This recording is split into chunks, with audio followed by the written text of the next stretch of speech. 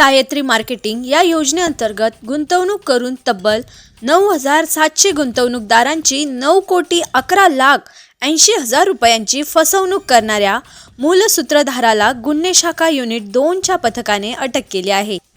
अटक करण्यात आलेल्या संगमनेर येथील आरोपीचे नाव सारंगधर यादव पानसरे असून त्याला पथकाने पाथर्डी गावातून ताब्यात घेतले।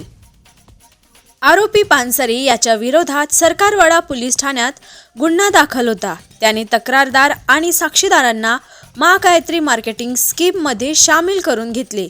प्रत्येक सदस्याला एका 22 इंची LED टीव्ही देण्याचे खोटे आश्वासन देऊन त्याने फसवणूक केली।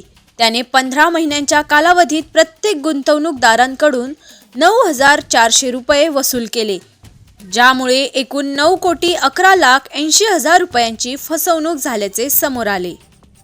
या प्रकरणाच्या समांतर तपासादरम्यान पोलीस हवालदार मनोहर शिंदे आणि नंदकुमार नांदोडीकर यांना मिळालेल्या माहितीनुसार गुन्हे शाखा युनिट 2 च्या पथकाने सापळा रचून आरोपी पानसरे याला अटक केली।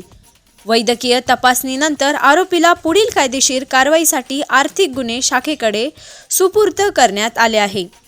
ही कारवाई सहाय्यक पोलीस निरीक्षक हेमंत तोडकर, समाधान हिरे, संजय सानप, पोलीस हवालदार मनोहर शिंदे, नंदकुमार नांदोडीकर, चंद्रकांत गवळी, वाल्मिक चव्हाण आणि सुनील खैरनार यांच्या पथकाने ही यशस्वी कारवाई केली।